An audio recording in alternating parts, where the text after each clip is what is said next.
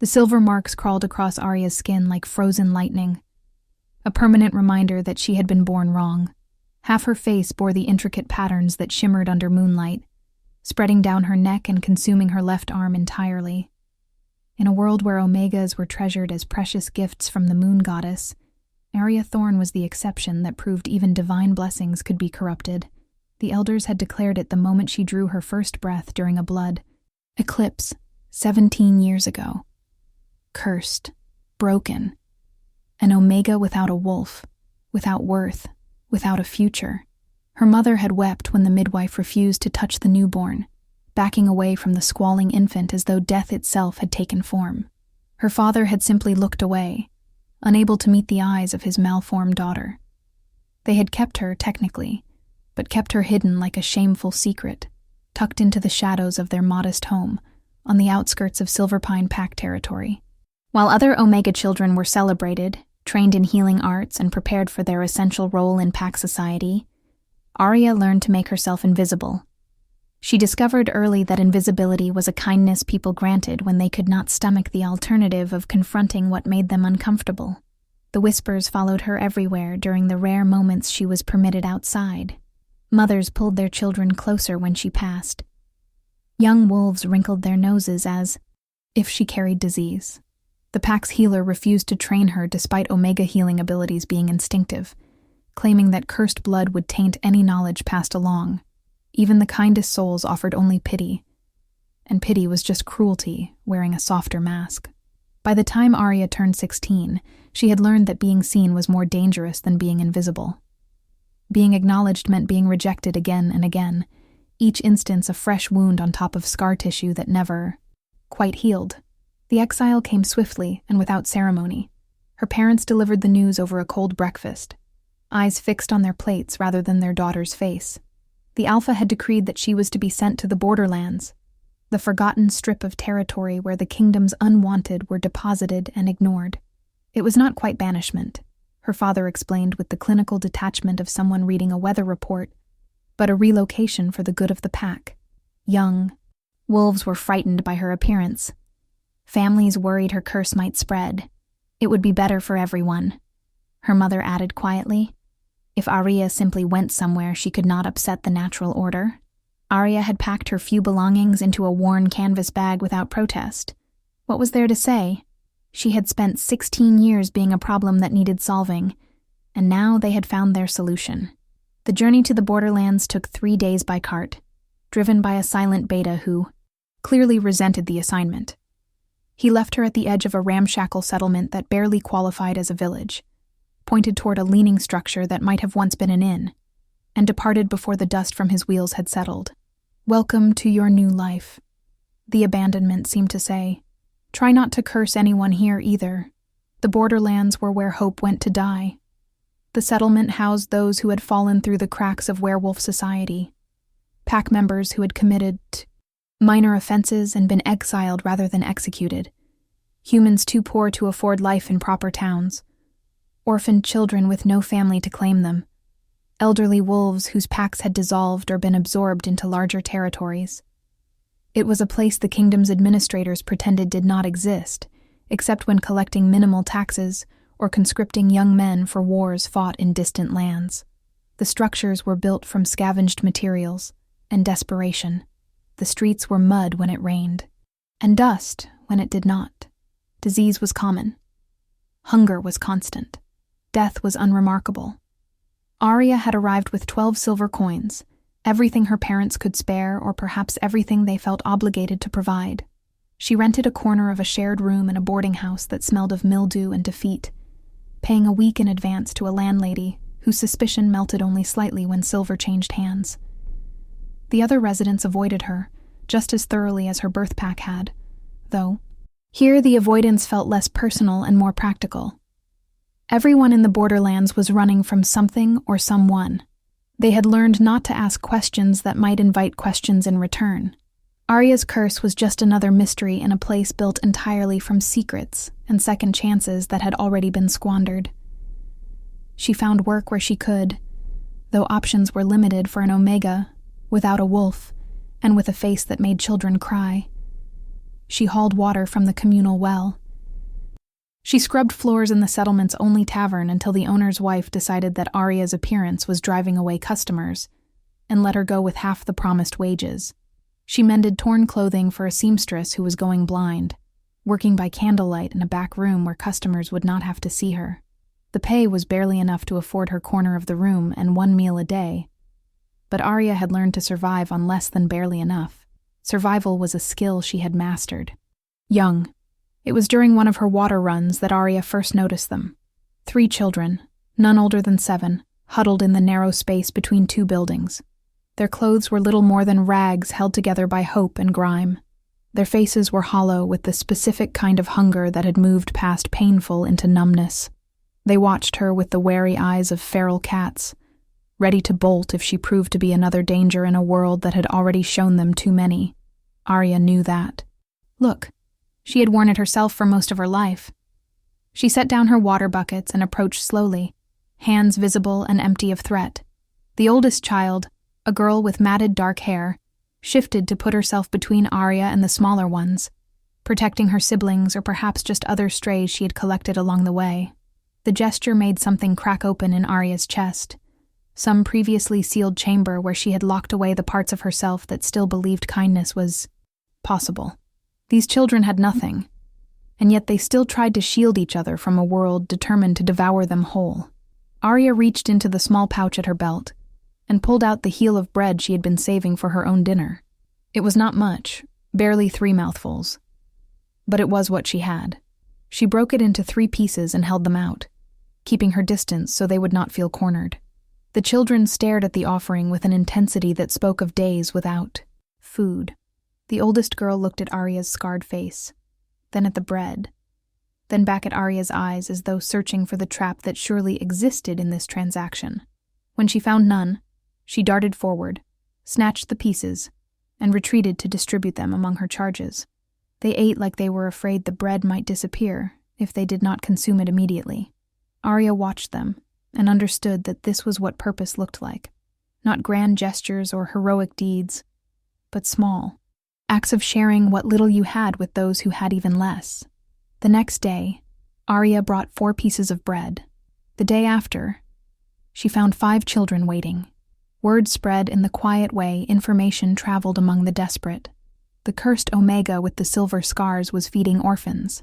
Within a week, Arya had a routine.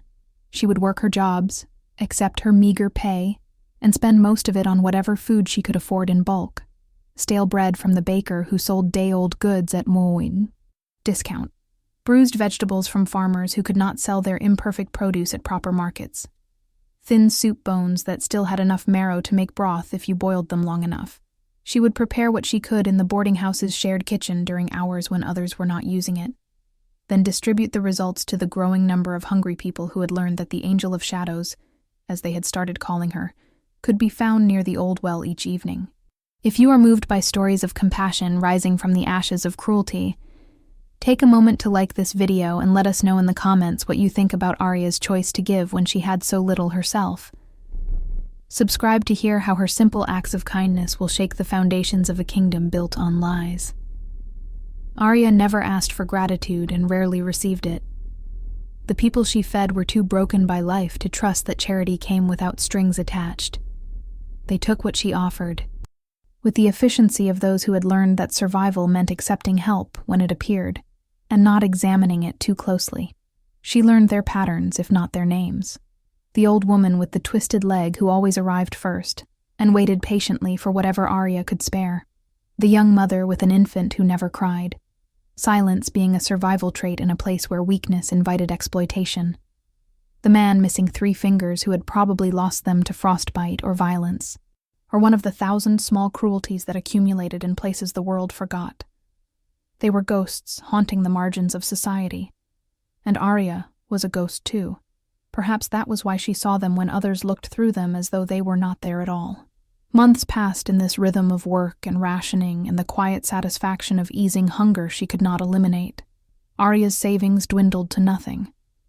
She sold the few possessions she had arrived with, a comb that had belonged to her grandmother, a shawl her mother had woven before deciding her daughter was not worth the effort of loving, a small knife that might have been useful for self-defense if Arya had been the kind of person who believed she was worth defending. The money bought more food, more meals, more moments where children smiled before remembering that smiling was dangerous when you had nothing to smile about. She began sleeping fewer hours to work more jobs. She learned which taverns needed floors scrubbed. In the hours before dawn, she discovered that the tannery would pay a few coins for someone willing to work with the chemicals that burned unprotected skin, and Arya's curse-marked skin seemed no more affected by tanning solutions than it was by anything else that should have hurt.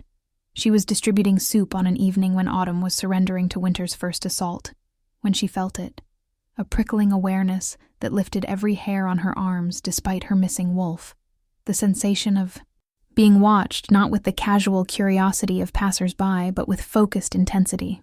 Arya looked up from the bowl she was filling and found herself staring at a man who could only be royalty or death, and possibly both. He sat astride a midnight black horse that was too well bred for the borderlands, surrounded by warriors whose bearing screamed elite guard. But it was the man himself who stole the breath from Arya's lungs. He was beautiful in the way dangerous things often are, all sharp edges, and controlled power. Dark hair touched with silver at the temples despite his relative youth, eyes the color of amber that seemed to catch and hold light, even in the gathering dusk. His face was all angles and aristocratic lines, the face of someone who had never known hunger or fear or rejection. He wore authority like a second skin, invisible but unmistakable.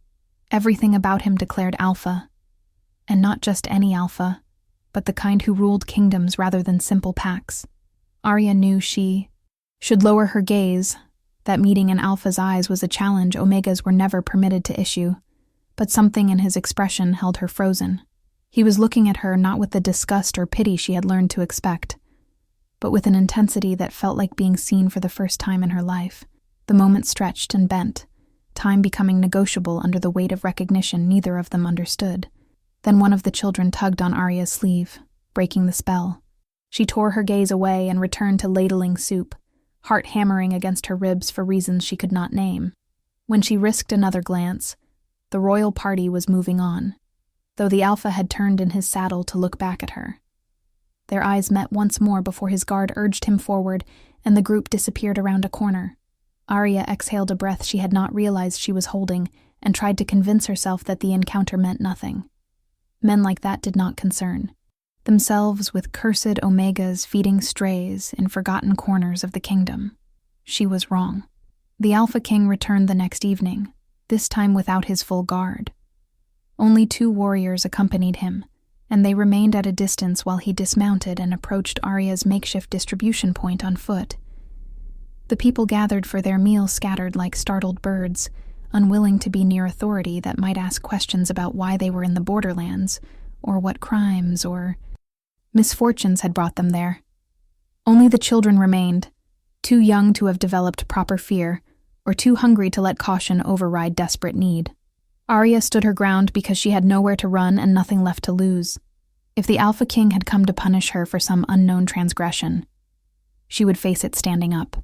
He stopped 3 feet away, close enough that she could see the gold flecks in his amber eyes, far enough that she did not feel trapped. When he spoke, his voice was deeper than she expected, and entirely lacking in the condescension she had braced herself against. "They call you the Angel of Shadows. I wanted to see for myself if the rumors were true." Arya said nothing, unsure what response was expected or safe. The Alpha studied her face without flinching from the silver marks that made others turn away. "You feed them, every night. Even though you barely have enough for yourself." It was not a question, but Arya nodded anyway. The Alpha's expression shifted into something that might have been approval, or might have been confusion. Why? The question was so absurd that Arya almost laughed. Why did she feed hungry children? Why did she offer water to the thirsty? Why did she try to ease suffering when she saw it? Because not doing so would make her complicit in the cruelty that had shaped her own life. Because the world had shown her what it felt like to be invisible and worthless, and she refused to inflict that same wound on others. Because kindness cost her everything and nothing, and it was the only form of rebellion available to someone without power or position or hope. She could not articulate any of this, so she gave the simplest answer: because they are hungry, and I have food to share. The Alpha King studied her as though she were a puzzle he was trying to solve. Then he did something that made Arya's breath catch. He pulled a heavy pouch from his belt and placed it in her hands. The weight of it spoke of significant coin, more money than Arya had seen in her entire life. "Then share more," he said quietly. "This settlement and those in it have been neglected. That changes now." He turned to leave, then paused and looked back at her. "What is your name? Your real name, not the title they have given you." "Arya," she whispered, her voice rusty from disuse in conversations that were not about distributing food or negotiating wages. "Arya Thorne. Arya," he repeated, and the way he said it made her name sound like something valuable rather than a label attached to a disappointment. "I am Caspian Nightshade, and I will return tomorrow." It was a promise and a warning, and something else she could not identify. Then he was gone, mounting his horse and riding away with his guards falling into formation around him. Arya stood clutching the pouch and trying to understand what had just happened. The Alpha King knew her name. He had given her money not as charity, but as investment in her work. He had looked at her face and not flinched. Nothing about this made sense. That night, Arya could not sleep. She lay in her corner of the shared room, listening to the snores and mutters of the other residents, and turned the pouch over in her hands. The coins inside represented months of her usual earnings. She could buy real food, enough to feed not just the children, but the elderly, the sick, the desperate. She could purchase warmer clothes for those facing winter without adequate protection. She could afford medicine for infections that were killing people because they could not pay a healer's fees. The possibilities spiraled outward like ripples from a stone thrown into still water. But beneath the excitement and planning, a thread of fear wound through her thoughts. Why had the Alpha King singled her out? What did he want in return? Men with power never gave without expecting something back, and Arya had nothing to offer except the cursed body she inhabited. Caspian returned the next evening as promised, and the evening after that, and the one after that. He came with fewer guards each time until he was arriving alone, a violation of protocol that made his warriors visibly anxious. He never stayed long, but his presence became a constant. He would watch Arya distribute food and supplies purchased with his money. He would ask questions about the people she served, learning their situations and making notes in a small leather journal he carried. He spoke with the children, who had lost their fear of him, listening to their stories with an attention that suggested he actually cared about the answers. And he spoke with Arya, coaxing her into conversations that ranged from practical matters of how to best help the settlement to more personal revelations about her life and exile. Arya waited for the other shoe to drop, for the moment when Caspian would reveal what he truly wanted from her. But weeks passed, and his behavior remained consistent. He was unfailingly polite. He never touched her without permission. He treated her opinions as valid rather than dismissing them as the thoughts of a cursed Omega who should be grateful for any attention at all. Slowly, carefully, Arya began to trust that perhaps his interest was genuine. Perhaps the Alpha King was exactly what he appeared to be, a man who had seen injustice and wanted to correct it. The idea was so foreign to her experience that accepting it felt like learning a new language. It was during one of these visits that Caspian finally addressed the question hanging between them like smoke. They were sitting on the steps of the old well, watching the sunset paint the sky in shades of blood and gold. The children had been fed. The elderly had received their allotment of medicine Caspian had arranged to be delivered from the capital. For a moment, the borderlands felt almost peaceful, as though poverty and suffering were illusions that could be dispelled by enough goodwill and resources. Caspian turned to look at Arya, and the intensity in his amber eyes made her breath catch. "I need to tell you something, Arya. Something that will change everything between us." Dread pooled in Arya's stomach. Here it was, the revelation she had been waiting for, the price that would be demanded, the trap she had walked into despite her caution. She forced herself to meet his gaze, to face whatever was coming with the same stubborn dignity she had maintained through every other disappointment and betrayal. "Tell me," she said, voice steady even as her hands trembled. Caspian took a breath as though preparing himself for battle. "You are my mate, my true mate, chosen by the moon goddess herself. I knew it the moment I saw you, though I did not want to believe it at first. But the bond does not lie, Arya. You are mine, and I am yours, whether either of us wishes it or not." The words hit Arya like physical blows. Mate, the bond, impossible. She was cursed, Omega without a wolf, marked as wrong from birth. The moon goddess did not grant bonds to those she had already rejected, and yet as Caspian spoke, Arya felt something shift inside her, a recognition that bypassed logic and reason. She had felt drawn to him from that first meeting, though she had attributed it to his status and presence. Now she understood.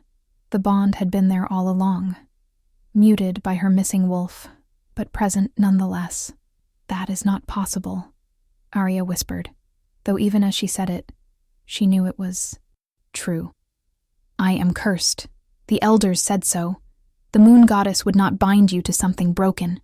Caspian's expression hardened, anger flashing in his eyes, though it was not directed at her. "You are not broken. You are not cursed. And the elders who said otherwise are either fools or liars. And I am beginning to suspect the latter." He reached out slowly, giving her time to pull away, and took her scarred hand in his. His thumb traced the silver marks on her skin with a gentleness that made tears prick at Arya's eyes. "These marks are not a curse, Arya. They are something else entirely, and I intend to find out what. But regardless of their origin, they do not define your worth. You have shown me more about true leadership in these few weeks than most of my council has taught me in years. You are exactly who the moon goddess intended you to be." Arya wanted to believe him. The desperate, broken part of her that had spent 17 years being told she was worthless wanted to grab onto his words and hold them like a lifeline. But trust was not built in moments. It was constructed slowly from consistent actions over time, and Arya had learned that words were easy to speak and difficult to rely upon. "What do you want from me?" she asked, withdrawing her hand from his. "Why are you really here, Caspian? Alpha Kings do not visit borderland settlements. They do not watch cursed Omegas feed orphans. They do not claim bonds with those their kingdoms have rejected. So tell me the truth. What am I to you beyond a curiosity or a charitable project?" The hurt that flashed across Caspian's face looked genuine. But Arya had learned that powerful people were skilled performers when necessary. "You are my mate," he said quietly. "Everything else is secondary to that truth. But you are right that I have not been entirely forthcoming." He stood and paced a few steps away, his posture tense with internal conflict. When he turned back, his expression was grave. "There are things happening in the capital area. Corruption among my council. Policies that benefit the powerful while grinding the vulnerable into dust. I inherited a system built on exploitation and maintained through strategic cruelty. For years, I told myself I was doing what I could within the constraints of tradition and political reality. Then I came here and saw you giving away your last meal to feed children my kingdom has abandoned. You showed me that excuses are just another form of cowardice. You are not a project or a curiosity. You are a mirror reflecting everything I should have been doing and was not." The honesty in his voice rang true, and Arya felt her defenses wavering. She understood the impulse to work within systems even when those systems were fundamentally unjust. She had done it herself, accepting her exile rather than fighting for the right to remain in Silverpine, feeding people in the borderlands rather than demanding the kingdom stop creating conditions that made such charity necessary. Perhaps they were both guilty of choosing survival over revolution. The question was whether either of them had the courage to choose differently now. "If I am truly your mate," Arya said slowly, testing the shape of the words, "what does that mean? Do you expect me to come to the capital, to stand beside you as Luna Queen despite being the cursed Omega your nobles will despise? Or is this bond something we acknowledge privately while maintaining public distance?"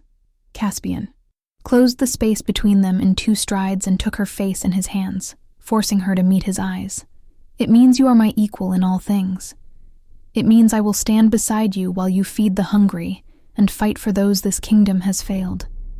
It means I will investigate every lie ever told about you and the marks you bear. It means the nobles can despise you all they want, but they will show you respect or face consequences. It means I choose you, Arya, not despite who you are, but because of it. And if you will have me, cursed Alpha King trying to atone for years of looking away when he should have been seeing, then together we will remake this kingdom into something worthy of the people it is meant to serve. Arya searched his face for deception, and found none. She saw determination and hope and fear that she would reject him. She saw a man who had been alone in his power and responsibility, discovering that having a partner might mean having the strength to actually change things rather than simply managing them. Slowly, carefully, she placed her scarred hands over his where they cupped her face. I do not know how to be a Luna Queen. I barely know how to be an Omega, and I still believe I am cursed, no matter what you say. But I know how to be stubborn. I know how to refuse to give up even when everything says I should. And I know how to see people that society has decided do not matter. If those skills are useful to you, then yes, I will try. We will try together. The kiss Caspian pressed to her forehead was chaste and reverent, a seal on the promise they had just made to each other. But beneath the tenderness, Arya felt the heat of the bond igniting, a connection that bypassed her missing wolf and wove itself directly into her soul. She gasped at the intensity of it, this sudden awareness of another person's emotions and presence overlaying her own. She could feel Caspian's relief and determination and a deep well of affection that was still growing into love. She could sense his exhaustion from years of bearing burdens alone, and his hope that she might help carry them. It was overwhelming and terrifying and wonderful all at once. For the first time in her life, Arya was not alone inside her own skin. If you are enjoying this story of two broken people finding strength in each other, please hit that subscribe button and ring the notification bell so you do not miss what happens next. Share your thoughts in the comments about whether you think Arya and Caspian can truly change the kingdom, or if the forces aligned against them are too powerful to overcome.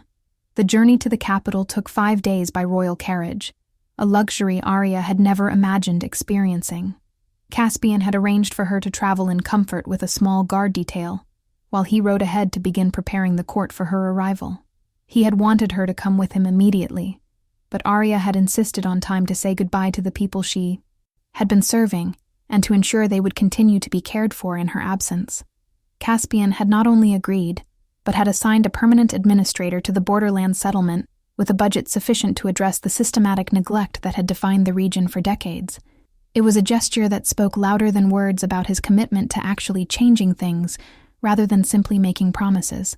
The capital city of Lunaris was everything the borderlands were not: clean, prosperous, orderly, beautiful. Buildings of white stone gleamed in the sunlight.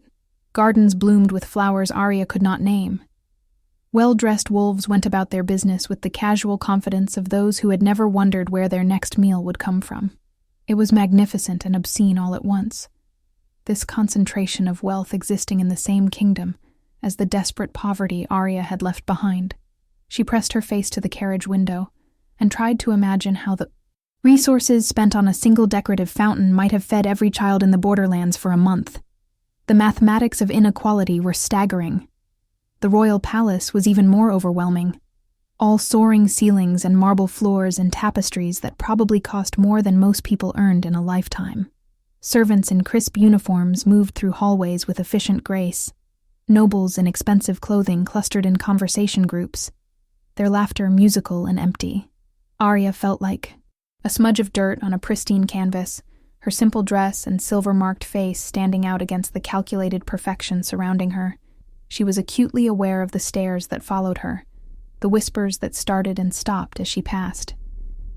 The cursed Omega, the Alpha King's supposed mate, the aberration being inflicted upon proper society. She lifted her chin and met their gazes squarely, refusing to shrink or apologize for existing. Caspian met her in the throne room, a vast space, dominated by a seat of power, carved from a single piece of black marble. He descended from the throne to greet her personally, taking her hand and raising it to his lips in a gesture that made the assembled courtiers gasp. "My mate," he announced, his voice carrying to every corner of the room. "Arya Thorne, Luna Queen of this realm by right of the bond and my choice. You will show her the respect due her position, or you will answer to me personally." The silence that followed was deafening. Arya could feel the shock and outrage rolling off the nobles in waves. A few looked merely scandalized. Others appeared genuinely horrified. An elderly man in elaborate robes stepped forward, his expression thunderous. "Your Majesty, surely you cannot be serious. This Omega bears the mark of curse. The old texts are clear that such marked individuals bring misfortune to any pack that harbors them. As your chief advisor, I must counsel against this match." Caspian's hand tightened on Arya's, though his expression remained neutral. "As my chief advisor, Lord Aldrich, you will respect my decision. The bond is not subject to council approval. Arya is my mate, and she will be your Luna Queen. If the old texts concern you, perhaps you should reread them more carefully. I suspect you will find they say rather less about curses, and rather more about power than you remember." The exchange sent a ripple of unease through the assembled nobles. Arya studied Lord Aldrich more closely, and saw something flicker behind his eyes. Fear, perhaps, or recognition, as though Caspian's words had struck closer to some hidden truth than the advisor was comfortable with. The moment passed quickly, smoothed over by Aldrich's practiced court smile. "Of course, Your Majesty. Forgive my concern. I am merely protective of your well-being and that of the kingdom." "Your concern is noted," Caspian said with a tone that suggested the matter was closed. He turned to Arya and offered his arm. "Come. I will show you to your chambers. You must be exhausted from the journey." Arya accepted his arm and allowed herself to be guided from the throne room, acutely aware of the eyes boring into her back and the whispered conversations resuming the moment they were out of sight. She had entered a nest of vipers, and she was fairly certain that Lord Aldrich was the most venomous of them all. Caspian's chambers, which he explained would now be their chambers once they completed the formal mating ceremony, were larger than the entire boarding house Arya had lived in at the borderlands. A massive bed dominated one wall, draped in silks that probably required an entire team of servants to maintain. Windows overlooked gardens so carefully manicured that they barely seemed real. A bathing room featured a tub large enough to swim in, with heated water that flowed from pipes built into the walls. It was luxury beyond anything Arya had dreamed possible, and it made her profoundly uncomfortable. How could she live like this, knowing that people were starving in settlements her new kingdom pretended did not exist? Caspian must have read the conflict on her face because he pulled her into his arms and held her gently. "I know," he murmured against her hair. "I know it seems wrong.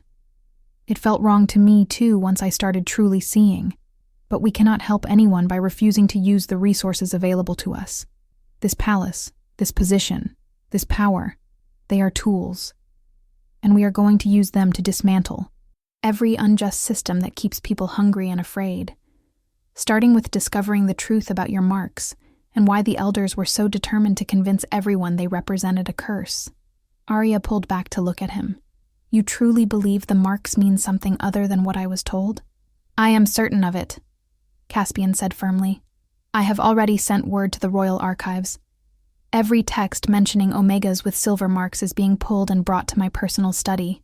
We will find answers, Arya, and I suspect those answers will explain why Lord Aldrich looked so uncomfortable when I mentioned them." He paused, choosing his next words carefully. "There is something else you should know. The blood eclipse under which you were born. It has only occurred 7 times in recorded history. Each time an Omega was born bearing silver marks. And each time, that Omega disappeared within months of birth. You are the only one who survived." The revelation hit Arya like ice water. "Disappeared? You mean killed?" "Eliminated," Caspian corrected grimly. "The records are carefully vague, but the pattern is clear. 7 blood eclipses, 7 marked Omegas, 7 convenient deaths attributed to various accidents or illnesses. You survived only because your parents kept you hidden, and the pack elders were content to simply exile you, rather than go to the trouble of arranging your death. But someone, somewhere, has been systematically removing Omegas like you from existence for centuries. And I intend to find out who and why. Arya sat down heavily on the edge of the massive bed, her mind reeling. Everything she had been told about herself was a lie. The curse was a fabrication designed to justify her elimination. The marks were not proof of wrongness, but evidence of something someone wanted desperately to suppress. What if discovering the truth puts you in danger? She asked quietly. What if the people behind these deaths are still in power? What if they are in this palace right now? Caspian knelt before her, taking her hands in his. Then we will face that danger together. You have been alone and undefended your entire life, Arya. That ends now. You have me. You have the bond, and you have every resource of the crown behind you.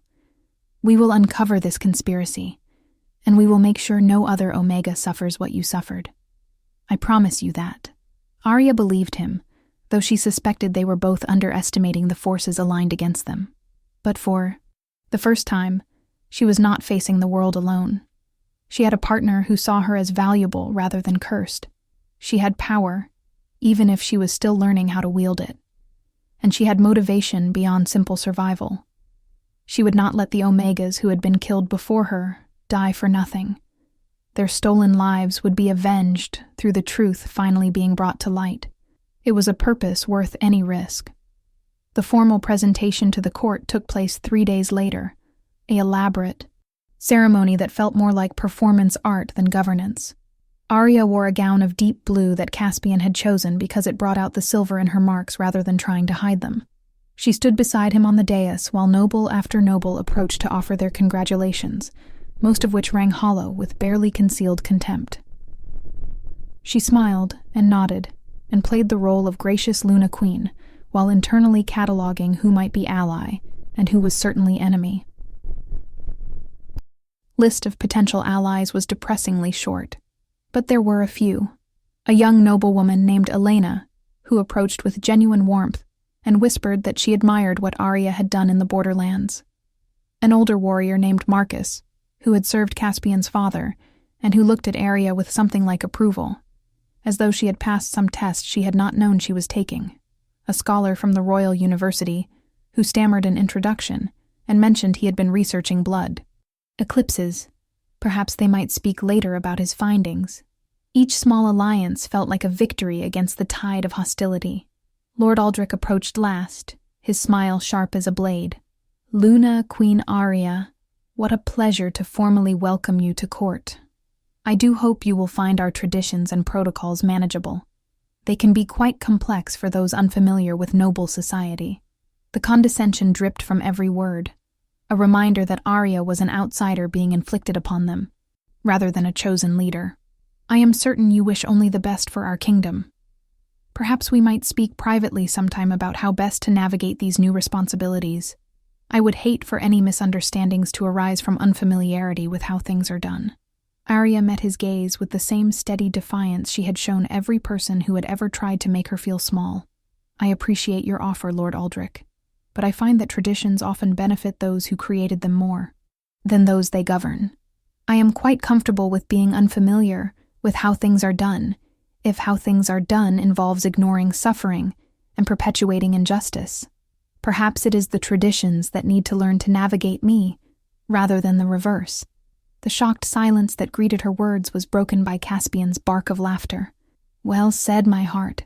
I believe Lord Aldrich understands your position now. He dismissed the advisor with a nod that was just polite enough to avoid being an insult, and guided Arya away from the gathering. Once they were alone in a private corridor, he pulled her into his arms and kissed her with an intensity that made her knees weak. You are magnificent, he breathed against her lips. They expect you to be meek and grateful. Watching you refuse to shrink yourself is better than any entertainment the court has provided in years. Arya laughed shakily, adrenaline still singing through her veins from the confrontation. I just made an enemy of your most powerful advisor. That was probably not wise. You made an enemy of someone who was already your enemy. Caspian corrected. The difference is now he knows you will not be easily intimidated or controlled. Trust me, Arya. In this court, showing weakness invites attack. You just demonstrated that attacking you comes with consequences. Half the nobles in that room are reassessing their positions right now. He was right. Over the following weeks, Arya noticed a shift in how she was treated. The outright hostility lessened, replaced by wary respect. Nobles who had ignored her started seeking brief conversations. Her opinions in council meetings were not dismissed quite so quickly. It was not acceptance, not yet, but it was acknowledgement that she was a force to be considered, rather than an inconvenience to be endured. She was learning to navigate power, and discovering that perhaps she had more aptitude for it than anyone, including herself, had expected. Meanwhile, Caspian was making good on his promises. The borderland settlement received a new school staffed with teachers from the capital. A healer's clinic was established with supplies and personnel sufficient to serve the entire region. Infrastructure projects began to repair roads and buildings that had been neglected for decades. It was not nearly enough to address all the systematic failures, but it was a start, and it sent a message that the Alpha King was paying attention to parts of the kingdom that had been invisible for too long.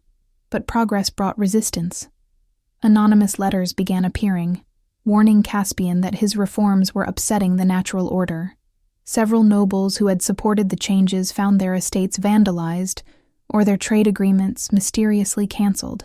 The scholar who had mentioned blood eclipse research died in what was officially ruled an accidental fall, though his rooms had been thoroughly searched and his papers removed before the body was discovered.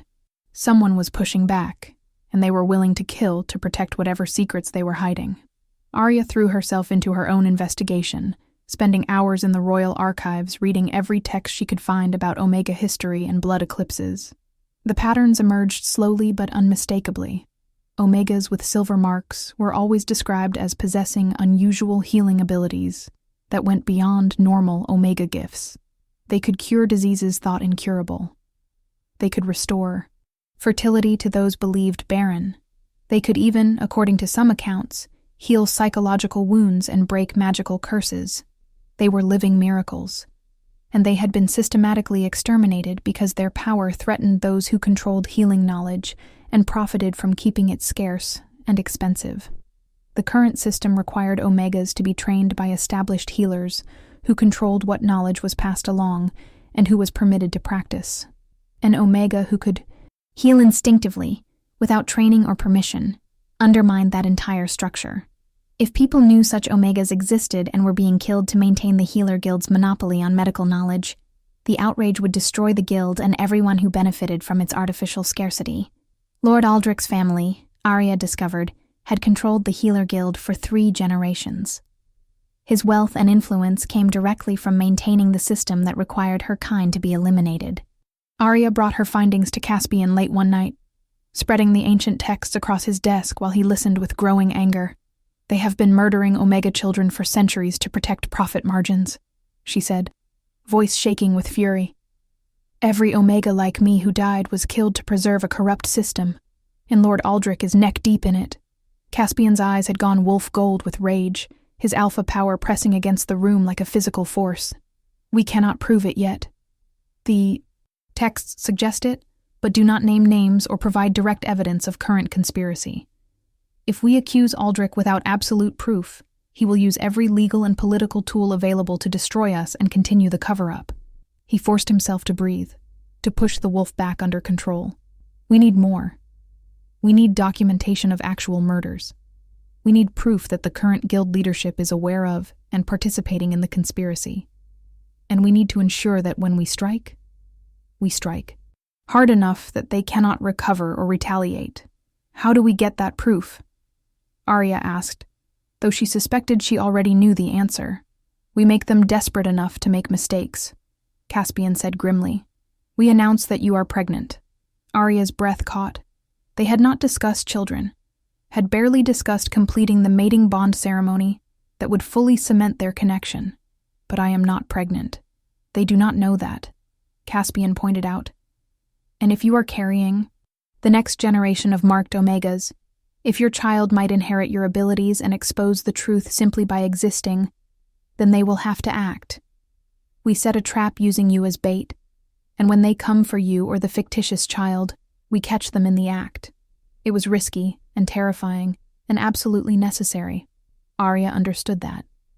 But the idea of painting a target on herself, of actively inviting the people who had murdered 7 Omegas to come for her, made her stomach twist with fear. She was not a warrior or a strategist. She was just a cursed Omega who had learned to feed hungry children. How had she become someone plotting to take down centuries-old conspiracies and risk her life to expose corruption at the highest levels of the kingdom? Caspian seemed to read her thoughts. He came around the desk and pulled her into his arms, holding her close while she trembled against him. I will not let them hurt you. I will assign my best guards. I will have the royal physician examine you regularly to maintain the fiction. I will move our private chambers to the most secure section of the palace. You will never be alone or undefended. And if it becomes too dangerous, we abort the plan immediately. Your safety matters more than any conspiracy. No, Arya said quietly, pulling back to meet his eyes. My safety matters exactly as much as the truth. Those 7 Omegas who died before me deserve justice. Every Omega who will be born in the future deserves to live without fear of being murdered for possessing the gifts the moon goddess gave them. We see this through, Caspian, whatever the cost. The announcement of the pregnancy was made the following week, during a formal court gathering. Caspian delivered the news with appropriate gravity and joy, while Arya stood beside him, trying to look radiant, rather than terrified. The nobles offered congratulations. Plans were discussed for securing succession and celebrating the future heir. Lord Aldrich's expression remained carefully neutral, but Arya caught the flash of calculation in his eyes. The trap had been set. Now they could only wait to see who took the bait. The first attempt came within days, clumsy and easily thwarted.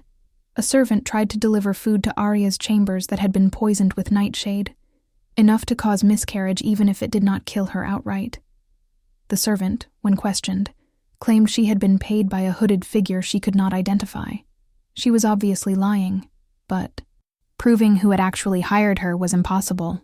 Still, it confirmed that someone was moving against Arya. The conspiracy was real and active. The second attempt was more sophisticated, a spell woven into a gift of cloth that would have caused anyone who wore it to miscarry. Only the royal mage's careful examination caught the curse before Arya had a chance to have a dress made from the fabric.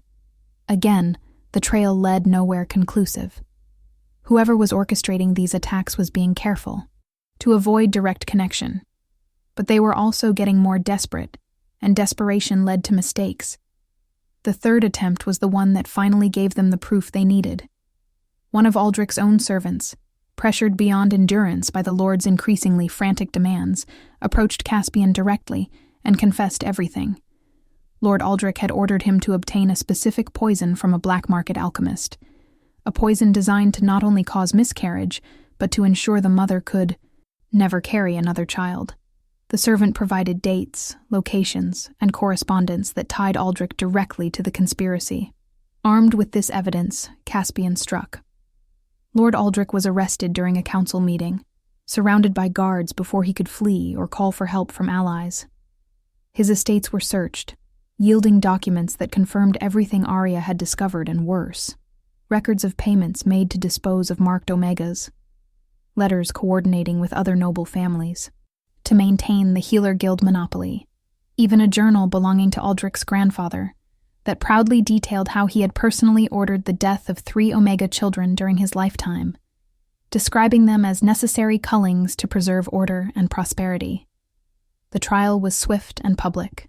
Every piece of evidence was presented before the assembled court and representatives from packs across the kingdom.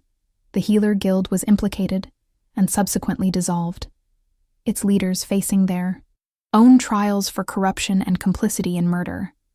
Nobles who had participated in or enabled the conspiracy were stripped of titles and lands. The magnitude of the corruption was staggering, reaching into nearly every major institution in the kingdom. But sunlight proved to be an effective disinfectant. Exposed to truth, the conspiracy crumbled. Arya testified at the trial, her voice clear and steady as she described being told she was cursed, being exiled, being made to feel worthless, and broken. She testified about the children in the borderlands who were starving, while nobles hoarded wealth, extracted through artificial scarcity and exploitation. She testified about the 7 Omegas murdered before her and demanded that their names be remembered and honored. She was not a victim seeking pity, but a survivor demanding justice, and the court was transfixed by her testimony. When the verdicts came down, they were harsh. Lord Aldrich was executed for his crimes, his family stripped of all titles and holdings. Other conspirators faced imprisonment or exile. The Healer Guild's assets were seized and redistributed to establish free healing clinics throughout the kingdom. Laws were passed protecting Omegas and prohibiting discrimination based on marks or perceived curses. It was not perfect justice. Nothing could return the lives that had been stolen. But it was accountability. It was change. It was progress. In the aftermath, as the kingdom slowly began to rebuild systems that prioritized people over profit, Arya and Caspian finally completed their mating ceremony. It was a private affair, witnessed only by a few close friends and allies, because some things were too sacred to turn into public spectacle. When Caspian marked her neck, and Arya felt the bond snap fully into place, she finally understood what it meant to be whole. She had a wolf, she realized with shock and joy. The curse had never been a curse, but a seal, magical bonds placed by the original conspirators to suppress Omega abilities from birth. With the conspiracy destroyed and the truth exposed, the seal had broken. Her wolf was gentle and strong, emerging from years of forced dormancy to finally take her place in Arya's soul. They stood together on the palace balcony overlooking Lunaris as the sun rose on a new day and a new era. Caspian's arms were wrapped around her from behind, his chin resting on top of her head. "We did it," he murmured. "We actually changed things. We started to change." "Things," Arya corrected gently. "There is still so much work to do. So many broken systems to fix. So many people still suffering. Then we will keep working," Caspian promised. "Together, for as long as it takes. You showed me that leadership is not about maintaining order or managing problems. It is about having the courage to tear down what is unjust and build something better in its place. You showed me how to actually see people instead of looking through them. You made me a better king and a better man." Arya turned in his arms to face him, her silver marks catching the early morning light and gleaming like living metal. "You gave me a voice when I had been silenced. You gave me power when I had been powerless. You chose me when the world said I was worthless. We made each other better, Caspian. That is what true mates do." They kissed as the sun cleared the horizon. Two people who had been broken in different ways, discovering that together they were stronger than either could have been alone. In the city below, the kingdom was waking to new possibilities. In the borderlands, children were eating breakfast at the new school and receiving treatment at the free clinic. In healing halls across the realm, Omegas were beginning to practice abilities that had been suppressed for generations, rediscovering gifts that had never been curses at all. And in the palace, the Luna Queen with silver marks stood beside her Alpha King and planned the next phase of revolution disguised as reform, because changing the world was not a single dramatic gesture, but 1,000 small choices made consistently over time. They had exposed one conspiracy. Now they would dismantle the others. They had freed one group of oppressed Omegas. Now they would address every other injustice they could find. It would be the work of a lifetime, and they were only just beginning. But beginnings, Arya had learned, were powerful things. They were the moment when what seemed impossible became merely difficult. And difficult was something she had been conquering her entire life. The Angel of Shadows had become Luna Queen, and the kingdom would never be the same. If this story moved you, please share it with others who need to hear that being different is not the same as being cursed, and that kindness can change the world. Like, comment what you loved most, and subscribe for more stories about finding strength in unexpected places, and love that transforms everything it touches. Peace your Omar. Engagement helps these stories reach others who need them. Thank you for being here.